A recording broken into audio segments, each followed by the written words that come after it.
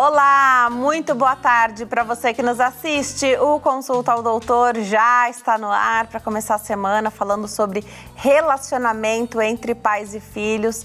Uma excelente oportunidade para tirar a sua dúvida através do nosso WhatsApp. Você já anota esse número nos seus contatos e manda sua pergunta sempre que o tema te interessar, tá bom? 11 3337 5886. 11 3337 5886. Te espero em todas as nossas redes sociais e nós estamos no Instagram, @TVHit, sempre com conteúdo de bastidores, fotos. Nós estamos no Facebook, que é Hit TV Oficial, e o nosso canal no YouTube é Hit TV. Se inscreva e ative as notificações para não perder nada. Dá para assistir a transmissão ao vivo em tempo real, sempre que você estiver fora de casa ou sem uma TV aí à sua disposição, dá para nos assistir. Legal também é que depois de cada programa os vídeos sobem para a plataforma para você ver e rever a hora em que você quiser. Tem uma verdadeira biblioteca virtual aí para você navegar pelos seus programas favoritos, os temas de interesse. Crie suas playlists e maratona em nosso conteúdo maravilhoso, todo preparado com muito carinho. Eu espero a sua participação e também sugestões de temas para as nossas próximas entrevistas nas minhas redes sociais, @DeniseLuc no Instagram e facebook.com/DeniseLuc. Nossa convidada hoje é a Denise Santos, ela é psicanalista, minha xará. Denise, bem-vinda, obrigada por ter vindo. Obrigada pelo convite, agradeço a oportunidade para falar de um tema tão interessante e tão contemporâneo, um tema recorrente na clínica e na cultura. Que é o dia a dia, né? Sim. E a gente quer ter um bom relacionamento. Sim. E é uma coisa desde sempre, né? Sim. Então, desde a infância, hoje, até comentava com a doutora antes do bate-papo começar, pode ser que os relacionamentos fiquem mais desgastados entre pais e filhos, porque há uma cultura de um casamento mais tardio hoje, diferente de décadas atrás, né? Sim. Então, você tem um casamento mais tardio, aí você tem a chegada dos filhos também mais tardiamente, se espera uma rede de apoio, porque hoje fala-se muito de rede de apoio. Pai e mãe trabalham, então às vezes o pai e a mãe da criança que está chegando trabalham, os avós também trabalham, porque hoje a aposentadoria foi ressignificada também, né? Sim. E são pessoas mais idosas que estão na ativa e têm às vezes menos tempo de oferecer o que muitas vezes é o que se espera da rede de apoio. Tudo isso a gente vai conversar aqui no programa de hoje. Para começar, eu vou começar então da infância, doutora. Falar da construção de relacionamento pais e filhos ali, daquele momento da gestação, imediatamente pós-parto. Fala-se muito do que se espera que aconteça e hoje com as redes sociais também, né? Então, maternidade real. E para algumas pessoas realmente foi uma coisa muito natural, para outras é tijolinho por tijolinho. Dá pra gente lançar aqui uma que pode ser diferente na casa de cada um? Não só pode, como naturalmente é diferente.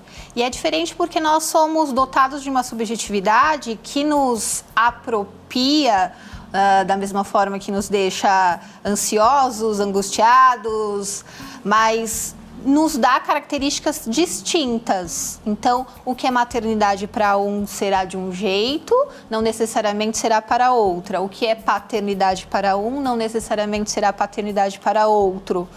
Em contrapartida, e como só mais um tempero desta conversa toda, nós, quando descobrimos que seremos pais ou mães, nós criamos para aquele bebê uma expectativa. Uhum. Então, aquela criança já é nomeada, damos nome para este bebê, ao mesmo tempo que colocamos um pedaço de nós, direcionamos um pedaço de nós para aquela criança. Então, isso também diz muito sobre a nossa história, o quanto nós projetamos, idealizamos e criamos expectativas para os nossos filhos, desde pitoquinhos, desde o primeiro momento da sua existência e a partir do momento que nomeamos e esperamos aquela vida que chega. Perfeito.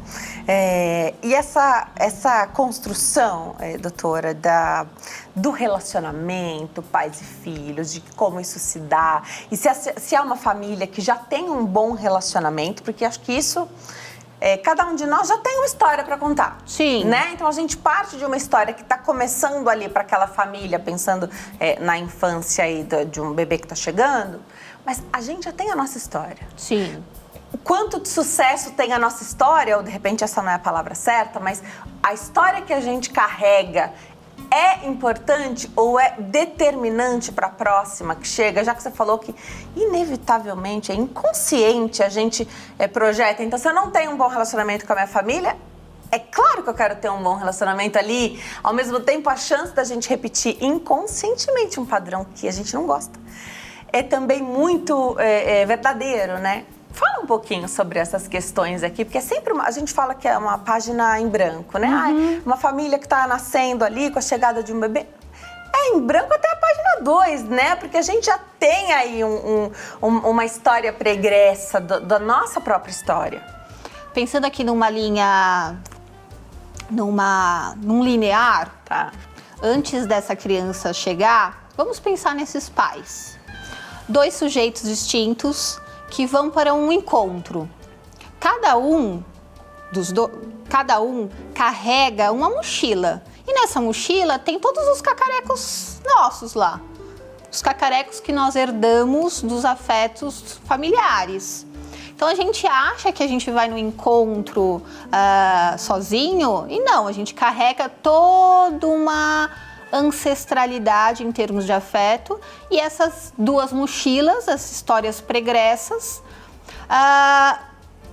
topam constituir uma família.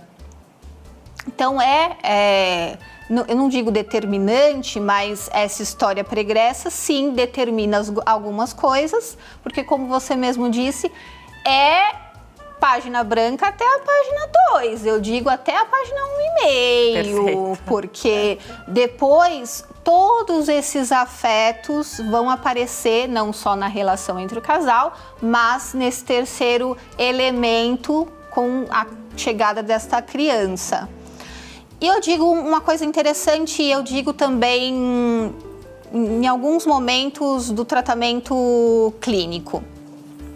Por mais difícil que uma história tenha sido, se conseguimos sobreviver a esta primeira fase da infância, que vai até os 7, 8 anos mais ou menos, se dali sobrevivemos, algum tipo de amor precisou existir.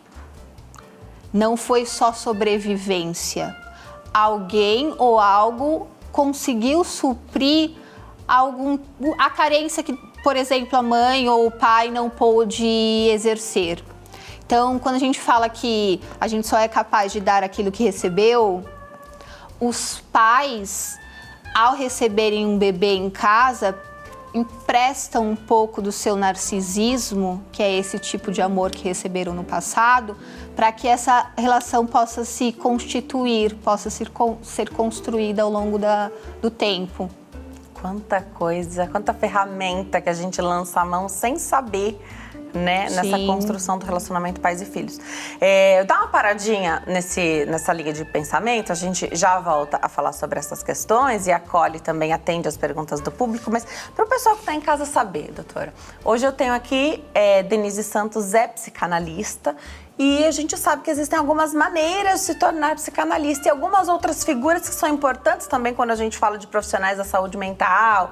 Tem os psicólogos, né? Tem as várias linhas de trabalho aí dessa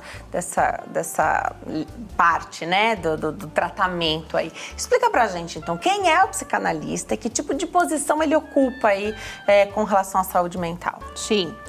O psicanalista é aquele que, sobretudo, se forma através da sua própria análise.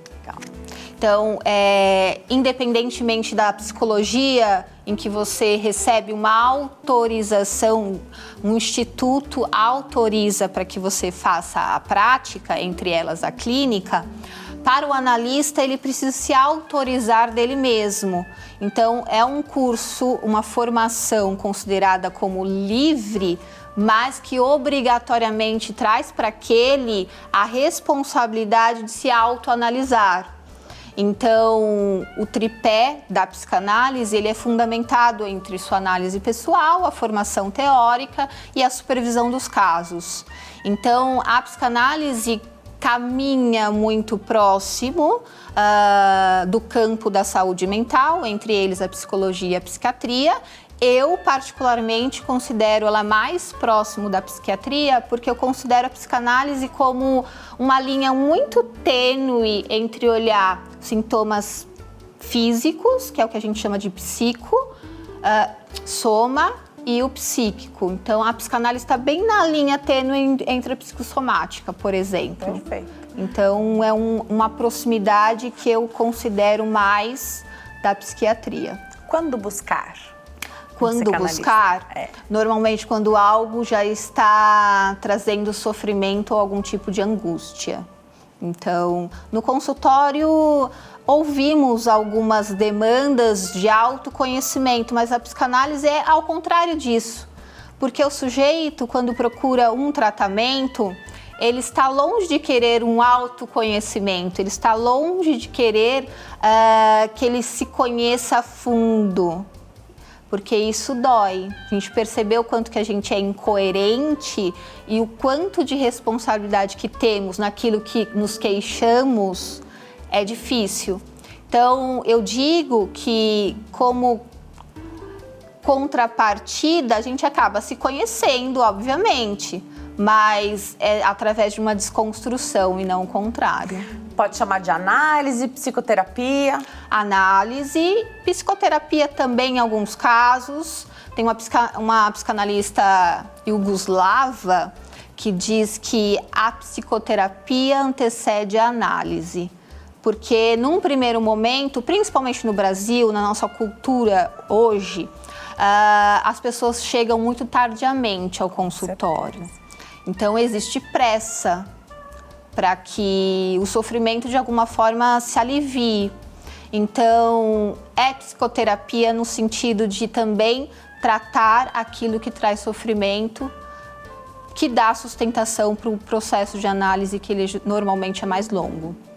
Perfeito. Então, independente do nome que a gente vai dar e de quem é que vai dar esse suporte, estando habilitado para fazer isso, é o que se busca para ter uma qualidade de vida melhor. A gente costuma dizer que é bom para todo mundo, né? Que todo mundo devia fazer. E quando você coloca essa questão de que tudo bem, mas dói, é mexer na ferida para depois ela poder cicatrizar, né? É bem isso, né? Então, é ter esse reconhecimento de que, ok, vai ter um alívio, mas você precisa encarar, né, a situação. É bem isso, né? Às vezes a pessoa chega sem saber. Não, mas não sabia que era desconfortável para fazer. Mas tem um objetivo por trás daquilo. Tem, né? Um objetivo, e quando o medo de estar estagnado for maior que o medo de mexer na ferida, a pessoa chega ao consultório. Legal. Muito bom.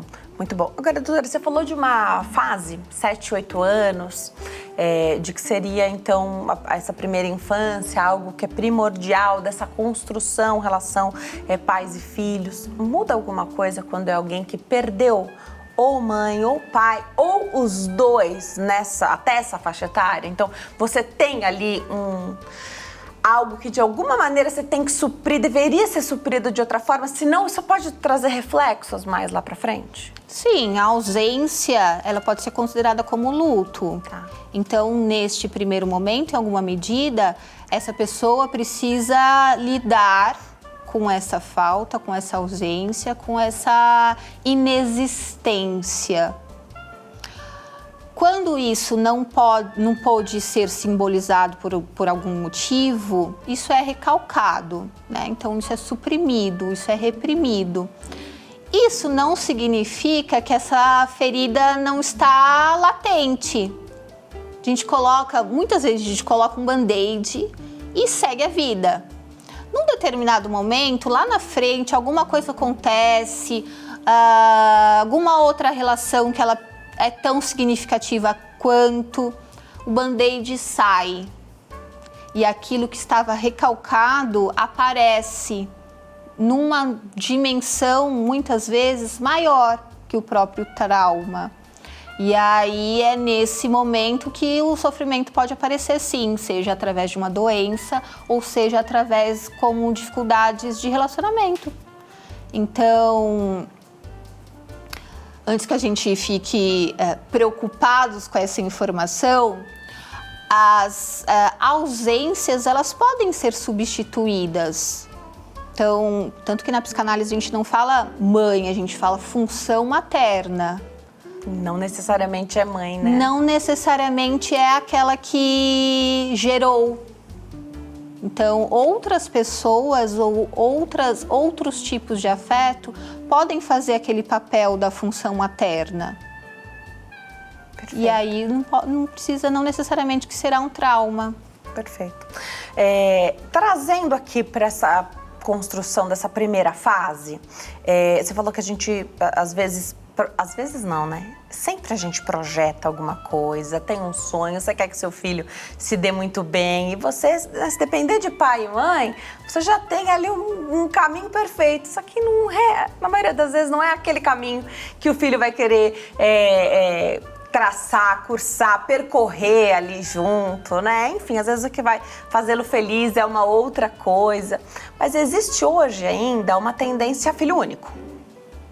Então, mãe e pai só vão passar por cada fase uma única vez, ainda que a gente saiba que cada vez é única, né? Mesmo que você tenha 10 filhos, com cada um é a primeira vez sempre, é a única fase, tem isso, né? De uma coisa assim, eu não vou viver essa fase de novo, então parece que você quer que a infância se prolongue. Então, não vou desmamar porque não vou passar por essa fase de novo, não vou deixar, né? Então, você fica ali querendo deixar cada fase mais longa, porque será a única. E assim também, e aí trazendo um pouquinho desses anos de pandemia, que a gente ficou mais juntinho ali com a família que mora debaixo do mesmo teto, né?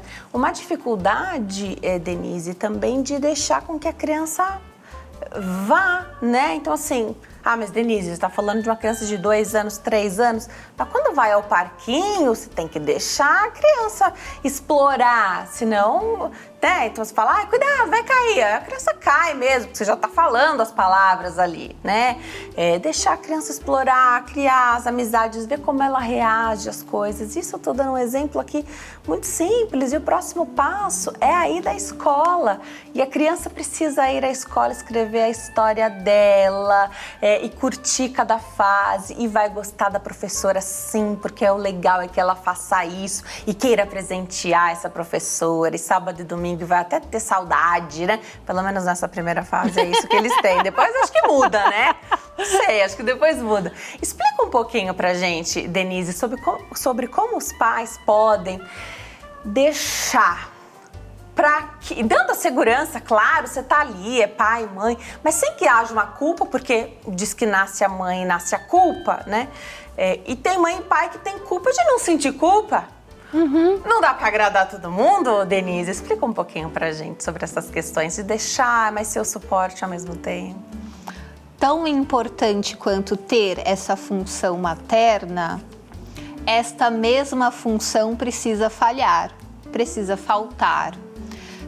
A dupla da mãe e da criança encontrarão um caminho tão particular quanto, mas é preciso deixar um espaço para que essa criança tenha uma certa autonomia, dado os limites de cada faixa etária, mas é importante que a criança perceba que do mesmo jeito que a mãe vai, ela retorna. Tem uma brincadeira muito conhecida que é a show. Isso é importante para a criança ir simbolizando que aquele objeto amado vai, mas ele volta. Então, a gente está considerando então a perspectiva da criança. Por outro lado, temos que considerar a perspectiva da mãe. Como é essa separação? Como é, então, se separar do bebê ou da criança num curto espaço de tempo, ao mesmo tempo que é possível acolher, dar carinho, dar os limites. Então, é um trabalho que é feito em conjunto. E quando uma das partes tem dificuldade para essa separação saudável, aí isso também pode ser analisado no consultório. Então dá para contar com essa ajuda profissional também. Sim, sim. Mas para isso tem que reconhecer que está tendo um problema. Que está né? doendo. Tem que reconhecer que está doendo. Sim, sim. Infelizmente, às vezes esse reconhecimento, ele chega porque todo mundo já está numa outra fase. Então aqui, usei o exemplo da escola, né? Às vezes já deu certo para todo mundo e ainda não deu para você. Então, às vezes é assim, será que é o tempo? É o meu tempo, o tempo da minha criança? Porque também tem isso, né? Sim. Existe o respeito ao tempo de cada um e quando se fala em adaptação escolar, é para os pais. Uhum. A criança adapta muito mais fácil, né? Sim. Mas é ok, aí a gente se sente acolhido, recebe aquele abraço também, né? E o tempo também pode ser um fator? Tem limite para isso? Mas olha, na sala do meu filho ninguém chorou, mas o normal é que haja um estranhamento e tudo bem, né?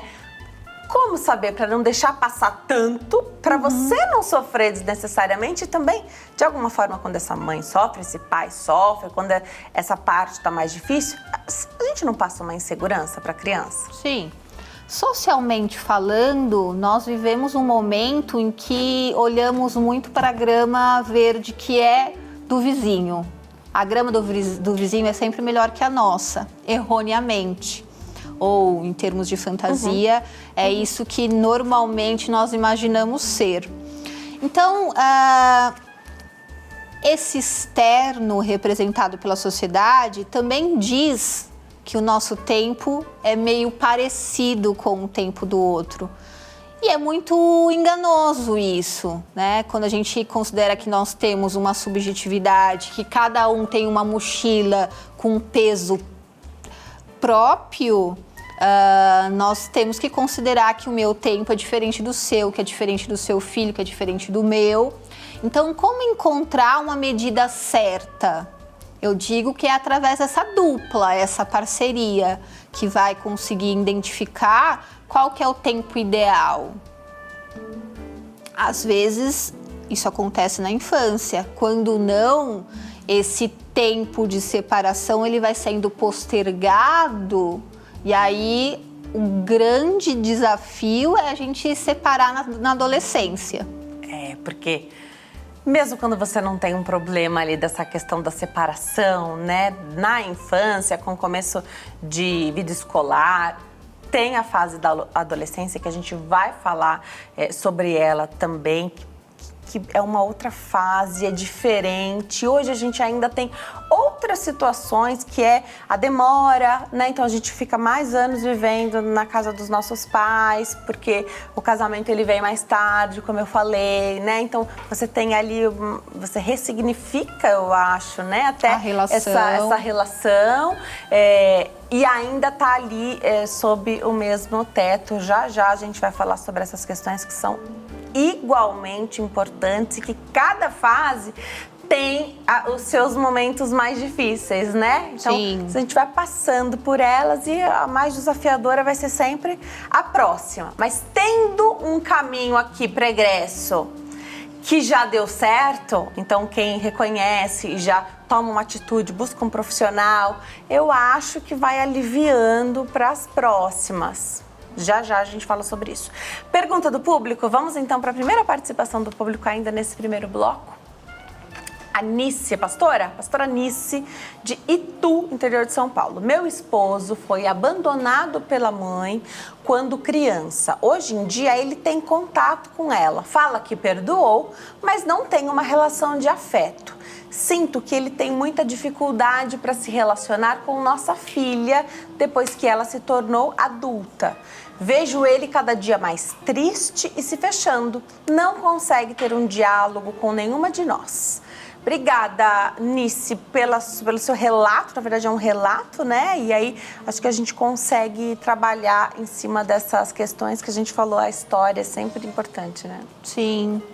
Como nós somos sujeitos de afeto, de relações, Nós somos completamente diferentes dos nossos dos animais. Nós não agimos por instinto. Então, essa relação aparentemente natural, ela não é puramente instintiva. É uma relação que precisa ser construída, não é uma relação dada, né? Então, na ausência dessa construção, o que pode ser feito com essa falta? Quem que cumpriu este papel, este lugar, este afeto não reconhecido no momento, mas que pode ser pensado depois, com esse reencontro? Como é, então, conversar com mulheres, né? Então, porque a nossa primeira referência feminina é a nossa mãe. E esse tipo de relação deixa marcas na gente, algumas impressões mesmo. E são essas impressões que a gente vai carregando ao longo de todas as outras relações. Então, como é, com o passar dos anos, poder se relacionar com outras referências femininas? A gente vai para o intervalo, no próximo bloco a gente fala, hoje muito tem se falado sobre a possibilidade de você revisitar a situação difícil, né, com os tratamentos e ao mesmo tempo não querer encontrar culpados, porque você não vai conseguir resolver a situação do passado. Já foi, né? Já foi daquele jeito e você se tornou quem é muito por conta daquilo que lhe foi dado ou tirado, né? E a época, de repente, era o que deu para fazer, com a ferramenta que tinha. Então, não se fala muito em encontrar culpados, mas em, de alguma forma, resolver a situação ali, né? Deixar aquela situação. No próximo bloco, a gente aborda essas questões que eu acho super importantes de como o trabalho aí do tratamento se dá. Tem mais participação do público e a gente conta com a sua pergunta. No próximo bloco. Até já.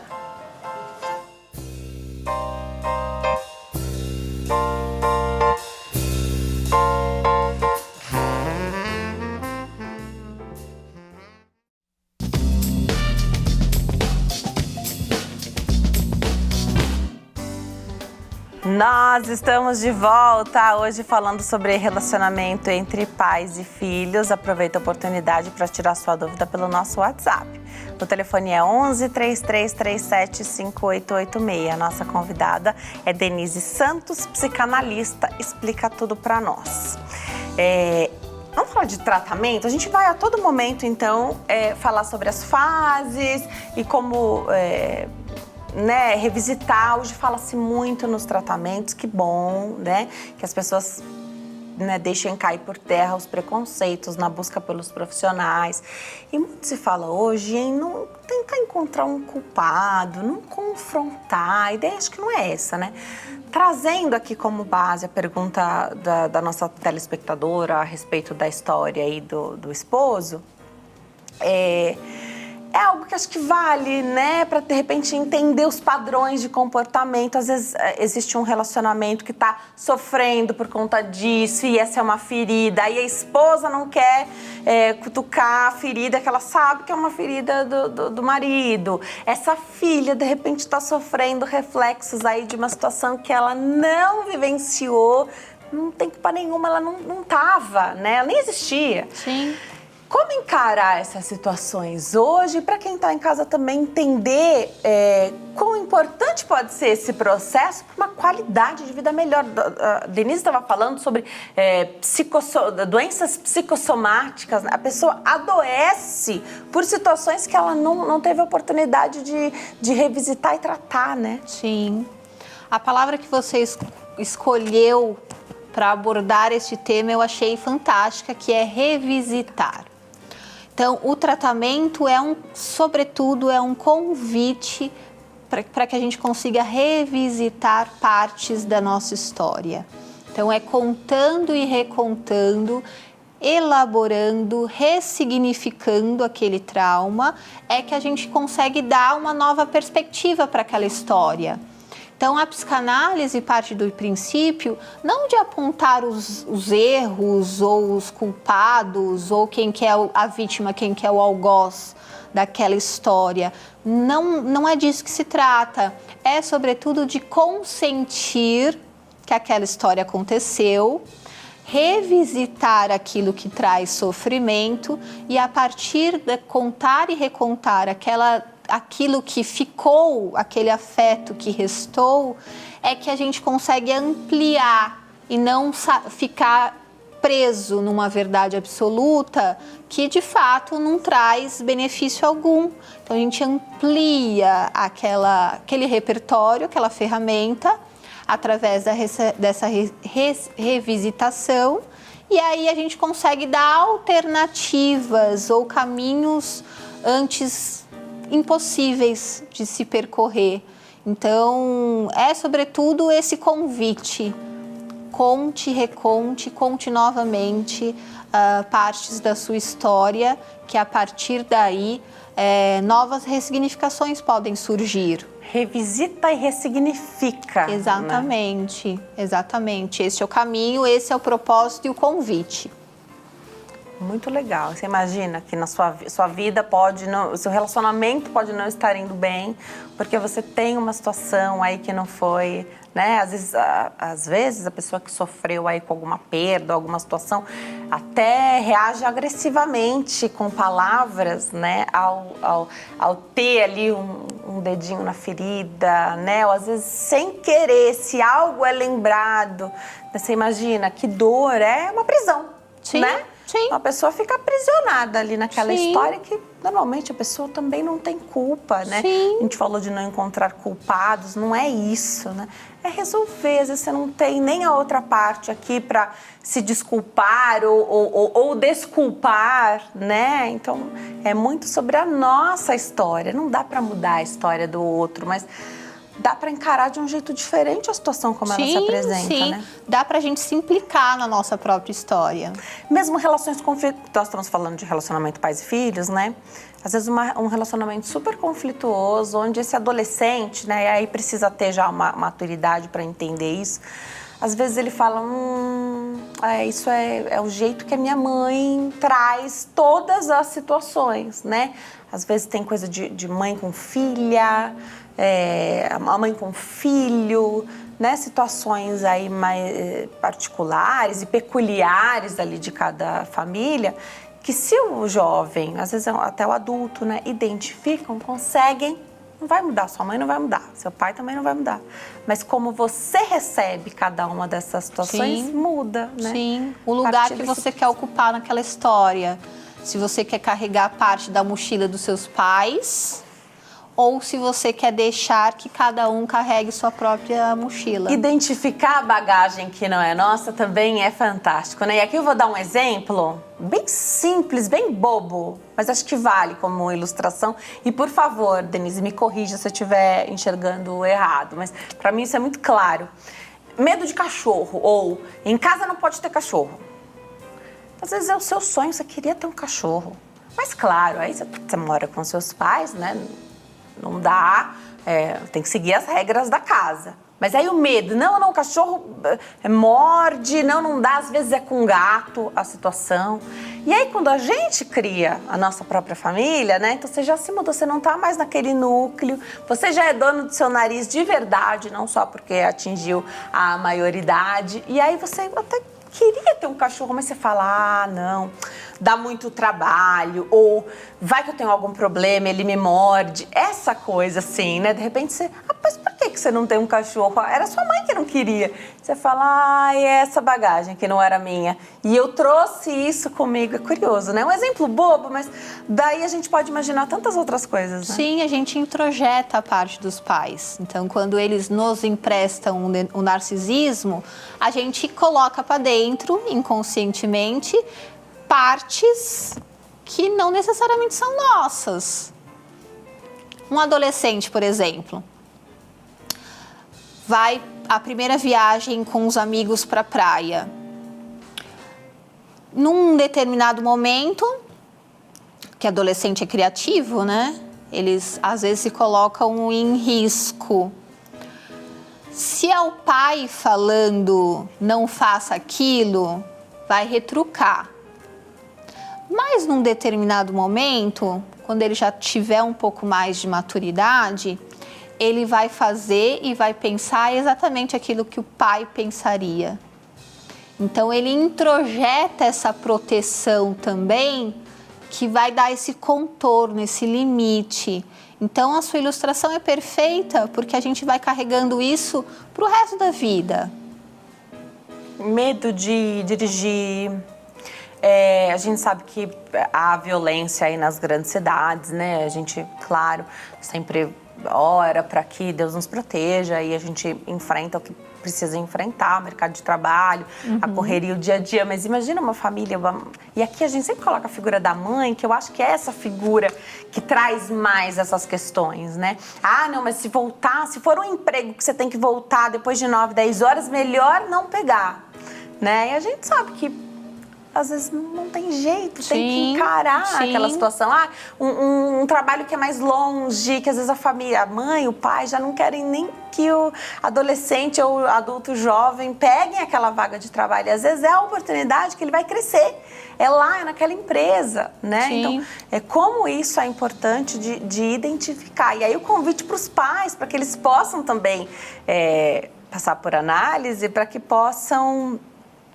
fazer com consciência, porque a maioria das vezes é inconsciente, não tem a intenção. Não. Você não quer que seu filho seja medroso ao caminhar, né? Você quer que ele tenha atenção e cuidado, mas medo não, a gente não quer que nosso filho tenha medo, né? Sim.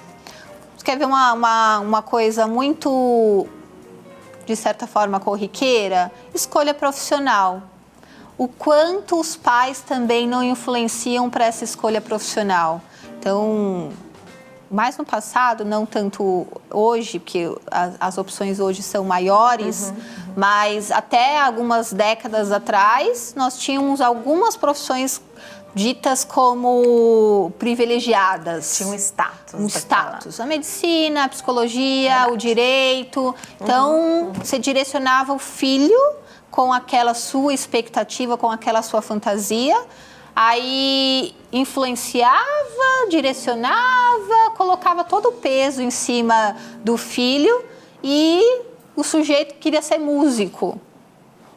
E alguns ficavam naquilo que os pais escolheram até um determinado tempo e até se perceberem talvez infelizes, uma escolha que não foram deles.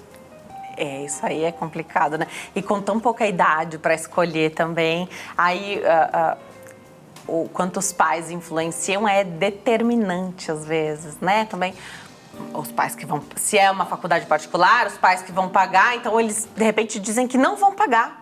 Se for um outro curso, né? Sim. O que também limita, cria uma série. Imagina, estudar uma coisa que você não gosta, acordar todo dia para fazer algo que você não gosta, não tem prazer. Isso acontece muitas vezes, é vida real, né? Mas aí você encontra o prazer naquilo que você precisa fazer para levar o pão para casa, né? Sim. Esses dois caminhos são importantes. Muita gente, a minoria consegue trabalhar naquilo que ama fazer. Sim. Mas é possível amar aquilo que você faz e que supre aí a questão financeira de casa também, né? Sim, sim. Muito legal. Vamos para mais perguntinhas? A gente tem 5 perguntas. Vamos tentar maratonar as perguntas do público? Tereza, do Acre, faz a pergunta dela. Como lidar com filhos adolescentes? O comportamento da minha filha mudou bastante nessa fase. Tereza, obrigada pela sua pergunta. A adolescência merece um capítulo à parte, né? A adolescência, a gente poderia ficar num programa inteiro dedicado à adolescência. Adolescente é o não ser nem criança, tampouco adulto.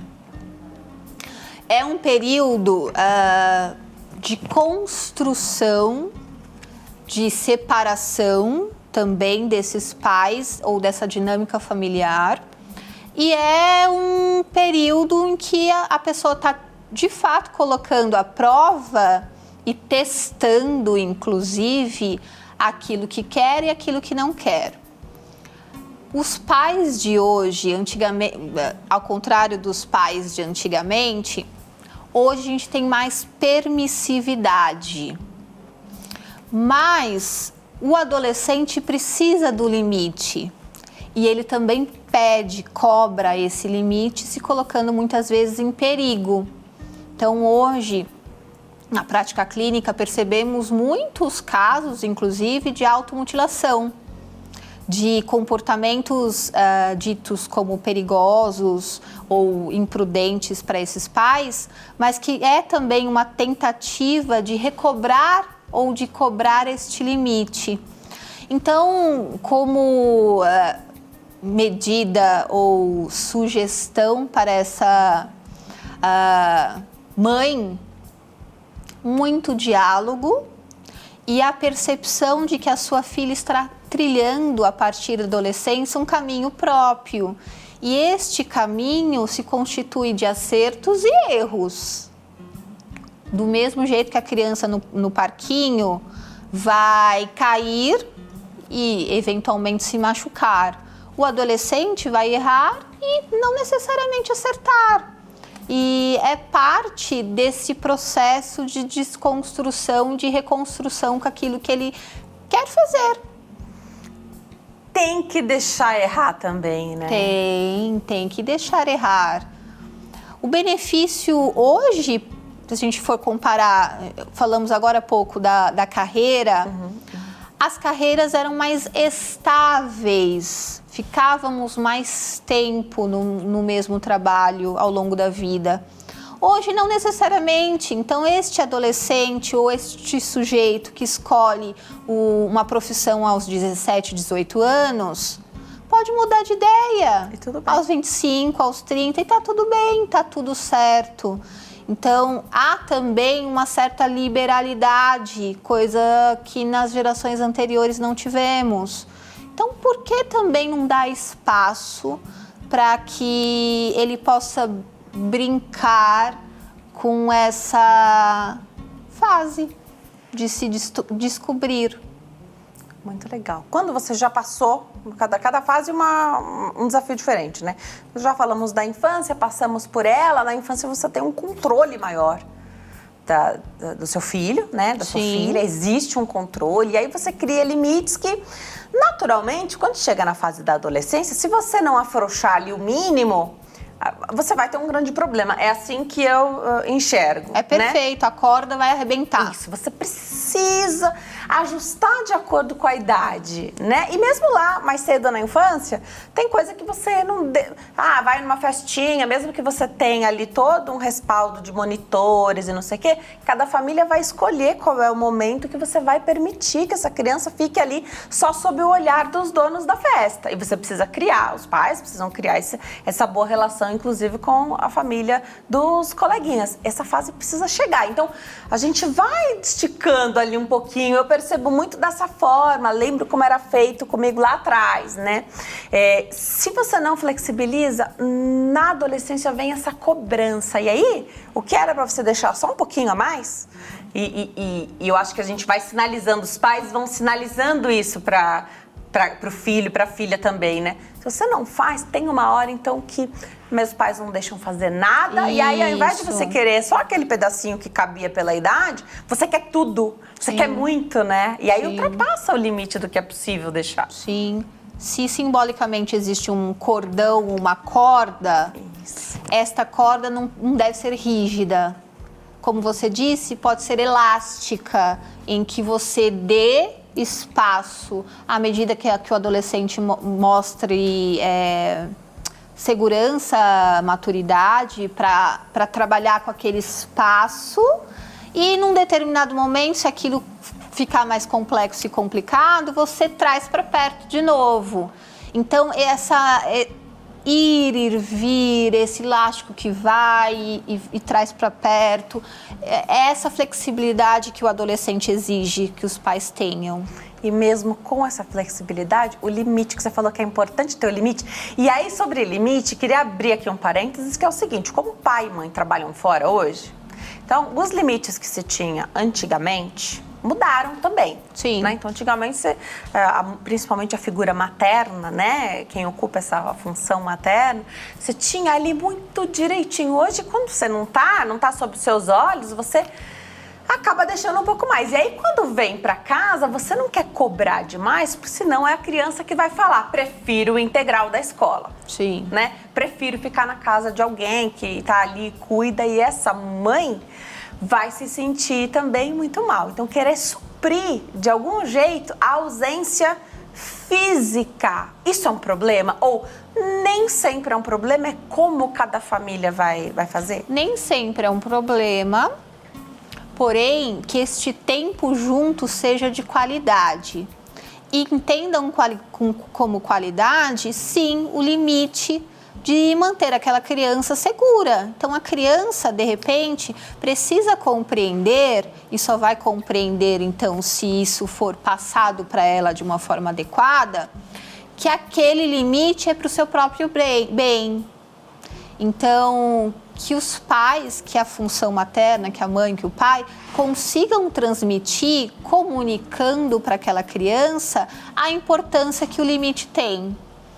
Para não ser só mais uma coisa chata ou alguma compensação que a mãe fará para suprir a sua ausência física.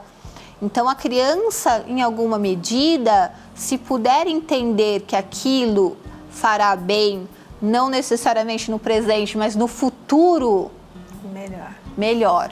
E hoje as crianças são muito mais antenadas, né? Sim. Então elas são mais questionadoras. Sim. Décadas atrás, eu não podia nem questionar. Hoje a criança ela é mais ouvida e tá certo, né? Acredito que tudo bem, ouça seu filho, saiba também quais são as questões, as coisas mudaram.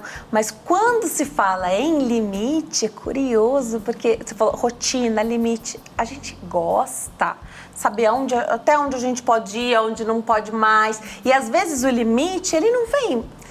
não sei se é certa essa visão, né? Mas às vezes limite não é carinho para a criança. Também.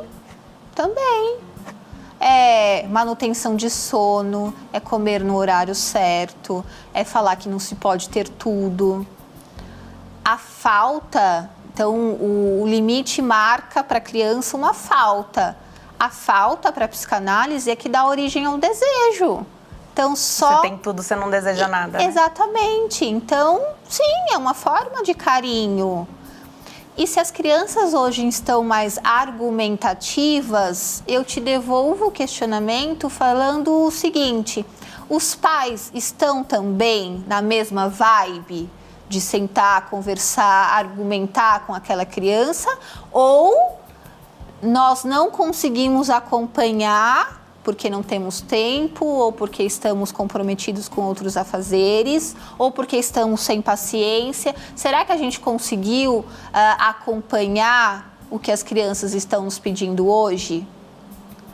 Eu entendo que num determinado momento a gente vai direcionar com a nossa autoridade, mas precisa ser sempre? Perfeito. E a criança, então, isso vai mudando de acordo com a faixa etária, né? Mas eu entendo que a criança, você pergunta todo dia, né? Então, você pergunta para o seu filho como é que foi o dia na escola. A gente quer saber, acho que esse interesse é gostoso. Eu lembro dessas conversas que eu tinha com a minha mãe. Eu era muito pequena e eu tenho essa lembrança. Então, como eu sei que isso fez diferença para mim, eu tento repetir, porque foi bom, tento repetir com o meu filho. E curioso é que a criança não fala, às vezes, não responde na hora que a gente pergunta, mas tá brincando e aí replica uma fala da professora, aí você fala, bom, a professora fala desse jeito, porque a criança não, né, ela vai repetir aquilo que ela que ela escuta todo dia. Então, como que conversa com a classe, como que a professora fala ali, em situações, principalmente, que a gente não tá junto, Sim. né? Então, eu entendo, principalmente quando mães que decidiram e tiveram essa possibilidade de ficar 100% com as crianças, eu entendo quando elas dizem que não tem nada igual, que as criações são diferentes, mas a gente não pode deixar de dar o abraço para as famílias que, não tiveram essa possibilidade, porque às vezes é isso, queriam, mas não puderam, e outras mães que não quiseram e que continuam sendo mães em tempo integral, porque é isso que mãe é. Mãe em tempo integral. Eu tô aqui trabalhando e tô pensando em qual é o momento aí, né, do meu filho na escola. E a gente, mulher, faz muito isso. E a gente não fica menos quando a gente é mãe. Ao contrário, a gente consegue fazer mais coisas, né? O que mostra aí a nossa potência pro mundo. Sim, sim. Não é demérito algum crianças que vão para a escola. Pelo contrário, a escola marca a entrada de uma cultura para aquela criança. São relacionamentos novos para além da dinâmica familiar. Então, não é ruim, pelo contrário. Em outra medida, qual é o jeito que a criança tem de se comunicar com os pais, com os professores, com os amiguinhos? É um jeito muito simbólico, é muito lúdico. Não é, a terapia infantil é muito diferente da terapia com o adolescente. Então, ela usa outros artifícios, outras ferramentas para se comunicar. É com desenho, é fazendo repetição, é perguntando, é de repente se retraindo ou mostrando o contrário, que é a expansão. Então, não espere da criança uma comunicação fluida. Ela vai usar as ferramentas que ela tem disponível. E o caminho mais natural é o lúdico. Perfeito. E aí eu acho que das duas formas, ou a família que os dois trabalham fora, ou a família que tem ali a maior presença em quantidade de tempo, né, quantidade de horas, saber que mesmo estando ali, você vai ter demanda, Sim. né? Então isso não vai impedir. E o que é importante é você estar bem, você estar feliz. Imagina, você estar ali se doando, porque é uma doação integral, e você diz assim, eu queria estar alavancando a minha carreira, eu queria estar colocando em prática tudo aquilo que eu estudei para ser a profissional que eu era antes de ter filho. Então, também quão completos estão o pai e a mãe, acredito que vai refletir também nessa criança, né? Sim, com certeza. E no adolescente, porque às vezes é uma família que vai se refazer no mercado de trabalho quando já é um adolescente. O adolescente admira essa mãe, admira esse pai. Isso também acontece, né? Sim, com certeza.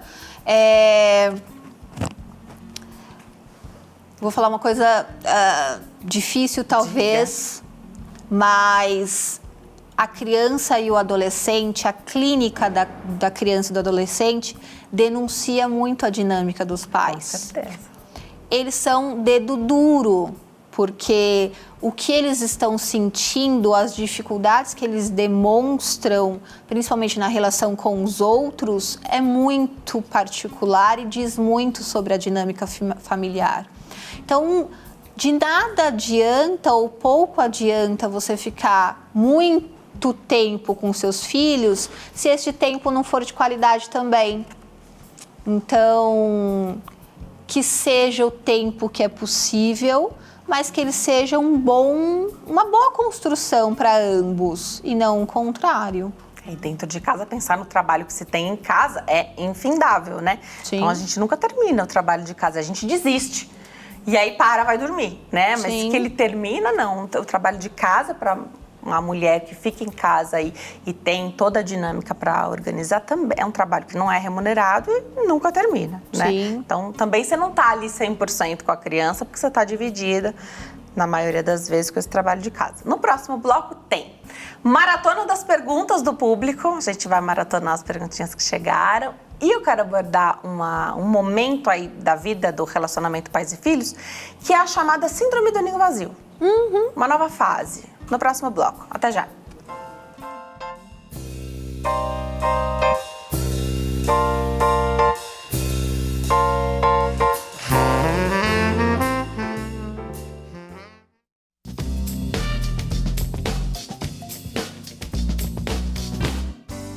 Nós estamos de volta hoje falando sobre relacionamento entre pais e filhos. Aproveita a oportunidade e mande a sua pergunta pelo nosso WhatsApp. O telefone é 11 3337 5886. A nossa convidada é Denise Santos, ela é psicanalista, explica tudo para nós. Já vou voltar para esse que é o terceiro e último bloco com perguntinha do público. Vamos a ela então. Primeira pergunta do Maurício aqui de São Paulo. É um comentário e a gente navega aí pelo que ele trouxe para nós. Cada vez mais os pais acabam educando os filhos de uma forma, dando a eles tudo aquilo que não tiveram na infância. Aí, dessa forma, na avaliação do Maurício, eles educam os filhos sem restrições e isso causa prejuízos na formação dos mesmos. A gente falou dessa coisa da projeção, então, não tive tudo que eu gostaria, aí você dá para o seu filho que é para ele não passar por aquela situação. Acho que isso é inconsciente, é quase que inevitável em algum momento, né? É inconsciente, é quase inevitável. Porém, nós podemos demonstrar carinho e afeto de vários aspectos. Ou é dando aquilo que nós não tivemos, ou é possibilitando uma vida só de estudo e não necessariamente no trabalho na adolescência, por exemplo. A gente pode suprir aquilo que a gente considera importante e aquilo que nós não tivemos por uma condição financeira diferente, por exemplo. Porém, apesar dessa possibilidade de suprir aquilo que não tive, é importante que, de alguma forma, esses pais marquem o limite. Perfeito. Demarquem, então, uma linha não sutil, como nós vemos hoje. Grifa, com marca-texto bold, que é para perceber que aquela criança, ou aquele adolescente, ou aquele sujeito não pode ter tudo aquilo que ele deseja. Que o desejo, não é ilimitado, ele é limitado. Nós somos castrados de alguma forma, castrado no sentido de nos foi mostrado um limite, eu consigo ir até aqui. A partir daqui, a pulsão ela é destrutiva, ela pede por uma compulsão. Eu sempre vou querer mais. Então, se não há uma barreira que fale, olha, até aqui eu consigo ir, eu acabo me destruindo, me autodestruindo. Então, é possível suprir, mas também é preciso limitar. É que essa questão do que os pais não tiveram e aí querem dar é tão vasto, né? Sim. Que a gente pode aplicar aqui em todas as circunstâncias, né? Pode ser carinho, afeto, dinheiro, bens. Isso. E mesmo quando é dinheiro, então você tem a questão da educação, então poder proporcionar uma escola que você não teve a oportunidade, isso é uma questão que é diferenciada, mas com relação a ter coisas, ter tudo a qualquer momento, a qualquer custo, perde completamente a graça da conquista também, né? Exatamente, porque se eu não tenho tempo de desejar, se a falta marca então a possibilidade do desejo, se eu não tenho tempo de desejar, eu nem sonho que quero, alguém vai lá e me dá, eu perco a minha relação com o mundo, com o outro, com o objeto, com o trabalho, com os estudos. Perfeito. Então, cuidado com este tamponamento. E quando a gente fala de limite dentro de casa, né? Então, até um determinado momento, a criança não tem tanto contato assim com outros lugares, com outras regras. Mas aqui, acho que da adolescência em diante, o primeiro emprego, por exemplo, tem coisa que não pode. Aí você tá no emprego que não pode mexer no celular, por exemplo. Não tem. Vai chamar sua mãe, você vai ser mandado embora se fizer o que não pode, né? Então, esse primeiro confronto, assim, com o mundo real, porque Sim. Alguém que foi criado numa bolha, né? O primeiro confronto com o mundo real é muito devastador, às vezes, né? É sempre um choque, eu acho. Sim. Mesmo para quem teve uma criação ali bem parecida com o preparo para a vida adulta. Mas é sempre um baque. Imagina quando na sua casa podia tudo. Exatamente. Né? O pai e mãe bancam, tomou multa no prédio, não tem problema. Se você se divertiu, tá tudo certo. você perde totalmente a referência limite, Sim, né? você passa a não conseguir conviver com o outro, com uma sociedade, com uma escola, com colegas, com trabalho. Então, gerações que entram no mercado de trabalho hoje que questionam tudo porque não conseguem também lidar com a frustração de não terem todos os seus desejos atendidos prontamente, num tempo que desejam, com aquilo que esperam. Então, é o meme da expectativa versus realidade. Então, criamos uma expectativa que nos prepara, então, para lidar com essa frustração e saímos de casa, primeiramente para ir para a escola, e nos deparamos com uma realidade que é diferente daquele seio familiar. Perfeito. Mais uma perguntinha do público. Vamos lá, prometi maratonar, vamos fazer a nossa parte. Julice de Salvador, na Bahia. Os pais do meu marido se separaram quando ele ainda era criança. Hoje sinto ele distante do nosso filho. Será que tem relação com a separação dos pais dele? Obrigada, Julice, pela pergunta. Pode ter, como pode também não ter, a gente não está ouvindo. Mas quando falamos, então, que o tratamento ou o caminho da psicanálise é revisitar essa história, o primeiro convite que eu faria é justamente para convidá-lo a revisitar o que essa ausência dos pais significou para ele naquela época. O que significava ter os pais separados?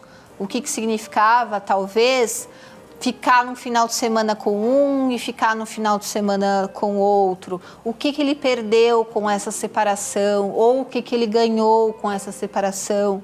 Qual que foi o lugar que os pais colocaram para ele nessa separação?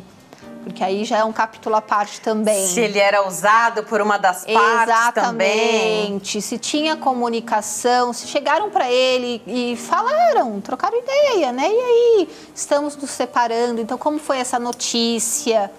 Então, estamos aqui fazendo algumas suposições e a gente vai abrindo o leque de suposições justamente para convidá-lo a pensar como que foi vivenciar tudo aquilo. Que ele não... Provavelmente, claro, a gente está supondo tudo aqui. Pode ser que ele não tenha tido tempo de falar sobre isso nunca, né? Isso. Porque era um caminhão que passou ali por cima da vida dele, mudou tudo, transformou tudo. Ele não foi ouvido, não tinha como ele mudar o cenário, eu entendo, Sim. mas que ele pudesse falar como ele estava se sentindo. Exatamente. Né? A terapia, a análise, a psicoterapia possibilita que a gente olhe a situação em dois aspectos diferentes. Primeiro, a gente olha sempre com o olhar a posteriori do que já aconteceu. Então, é como se a gente estivesse olhando pelo retrovisor. E, em outra medida, nós olhamos num tempo diferente do que aconteceu. Então, a gente está revisitando essa história com uma câmera lenta. O que na época pode ter sido bagunçado, atropelado, num tempo que aquela criança não pôde absorver o impacto, na terapia, falando e ouvindo daquilo que causou para ele, ele vai trazendo novas perspectivas para aquela separação. De repente, fazendo um luto dos pais como casal, para olhar para os pais como pessoas separadas. E essa separação pode ter dado início a outro relacionamento do pai Exatamente. E da mãe, que às vezes também não teve uma integração ali não com, pode ser com elaborada. a família, porque não teve esse tempo de elaboração, né? Então, hoje, quando se fala... Claro que o divórcio é uma coisa que uma situação que ninguém quer passar, ninguém se casa imaginando que vá se divorciar, mas fora todas as questões jurídicas, também tem uma questão ali psicológica importante que deve sempre ser levada em consideração, Sim. né? Porque apesar do casal, né, estar ali se separando, a relação dos dois com aquela criança não vai nunca terminar, não vai diminuir por conta da separação, ou pelo menos era isso que não devia acontecer, né? Não existe ex-filho, né? Não existe. Então, no entanto, essa nova condição familiar precisa ser constituída. a partir do que a criança, os filhos conseguem elaborar naquele momento, com as ferramentas que têm. Perfeito. Do jeito que conseguem comunicar, falar sobre, acolher pessoas novas que entram em novos relacionamentos ou não.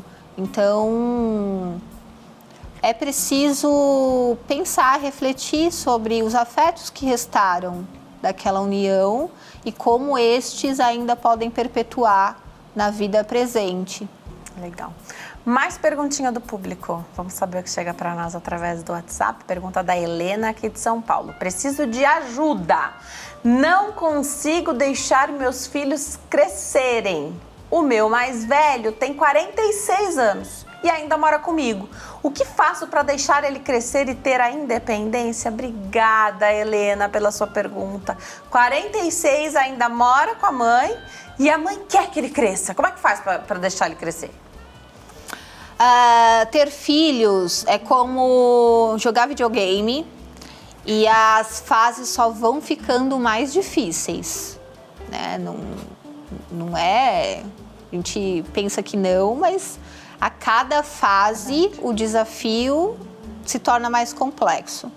Então, muito provavelmente, o que aconteceu desta relação de mãe e filho na infância dessa criança, que essa mãe também não conseguiu se separar?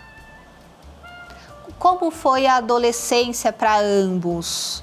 Existia autonomia? Existia, então, um espaço para essa criança voar, caminhar com suas próprias pernas? Então, se a Helena nos pede ajuda, eu começaria fazendo essa autorreflexão. Como é, então, se separar deste filho? Então, ele seria menos filho se morasse em outra casa, se tivesse uma família, um relacionamento.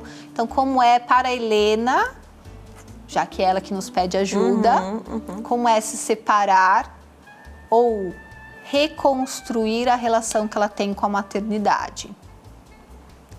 Perfeito. A superproteção pode ser um fator aqui? Sim, com certeza. Como foi uma mãe super protetora, Sim. Hoje é um adulto, né? Mas foi um adolescente que cansou de tentar. Sim, Não desistiu. conseguia e falou, bom, então eu vou ficar por aqui mesmo. Sim, sim. Casa de mãe é sempre um conforto, um aconchego, Sim. né? E a vida fora da casa da mãe é sempre um desafio, é correria, né? Então você tem ali mais situações que a gente precisa driblar, questionamentos que a nossa telespectadora precisa fazer a ela mesma e buscar essa ajuda sempre, né? E aí, no caso, para esse filho também, fazer uma análise seria ótimo. Sim, sim, sem dúvida. Caminhar com as nossas próprias pernas significa isso.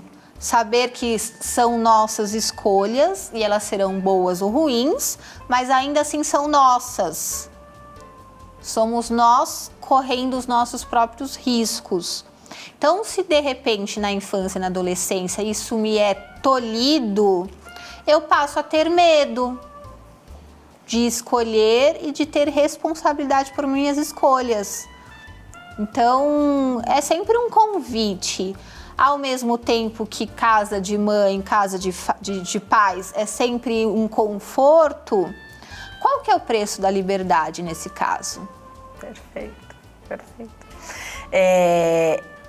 A questão que a gente sempre fala aqui, assim, se tudo der certo, dando tudo certo, a ordem cronológica de ir embora é pai e mãe, né? Então, pai e mãe devem ir por essa ordem, se tudo der certo, antes dos filhos. Também essa não pode ser uma preocupação numa determinada fase. Então, não deixei fazer nada, mas e agora? Eu não vou durar para sempre. Sim, sim. Agora ele precisa caminhar, apesar de um tempo que foi, digamos, perdido.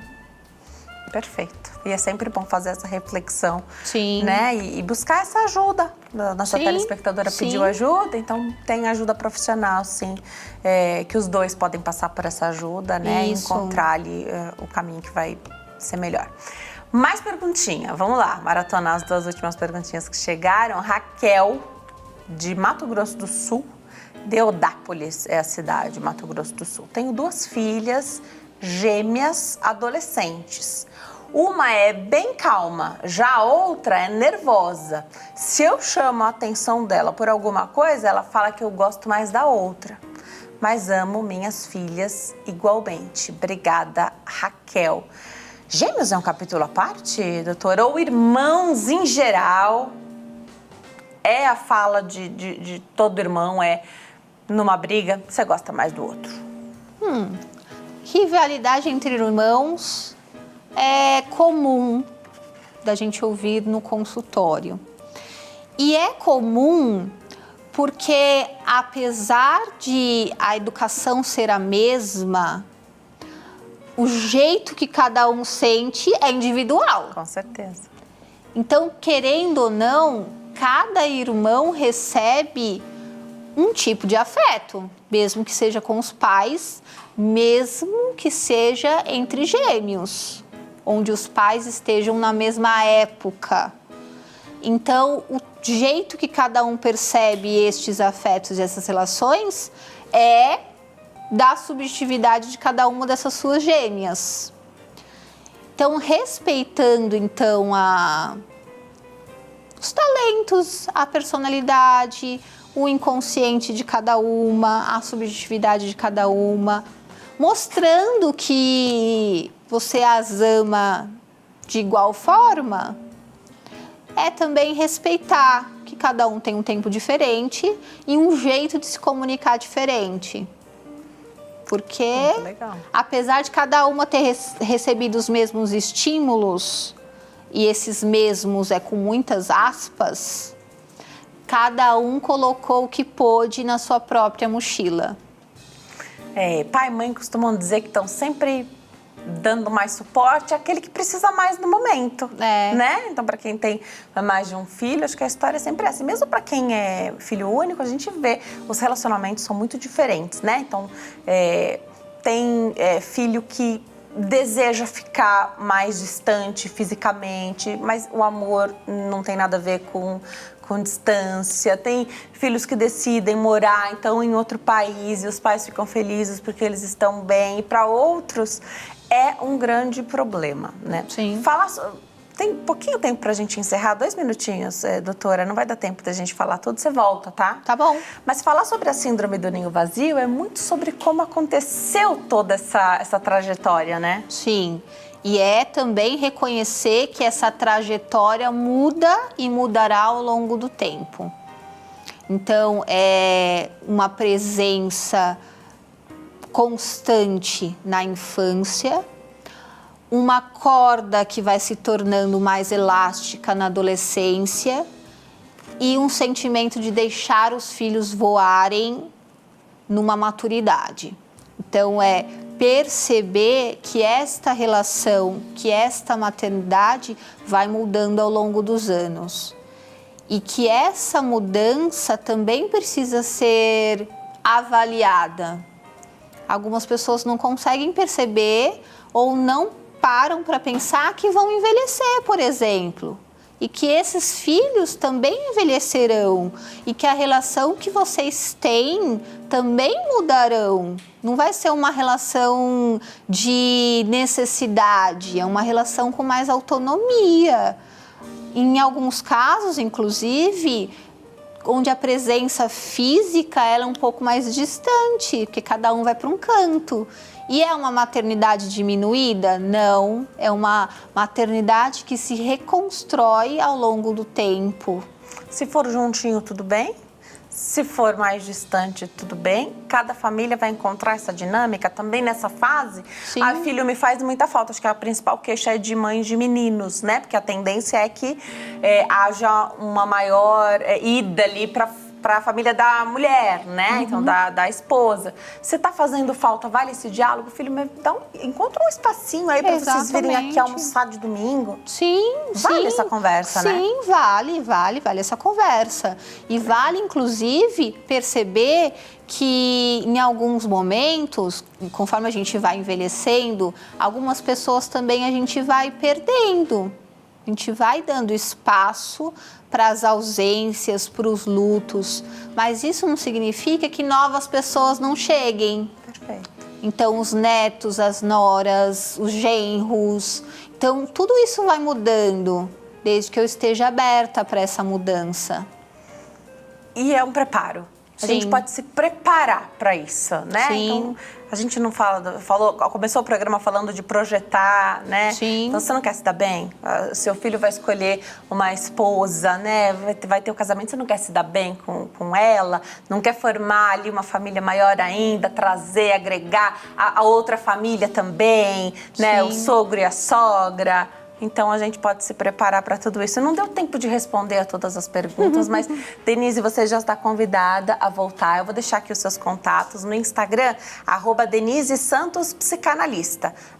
@DeniseSantosPsicanalista. O WhatsApp é 11 96412 4754. 11 96412 4754. Volte outras vezes. Bom fim de tarde. Obrigada, igualmente. Adorei te receber, aprender com você. Obrigada a você que escolheu aprender aqui junto conosco. Fique com Deus e até amanhã. Tchau.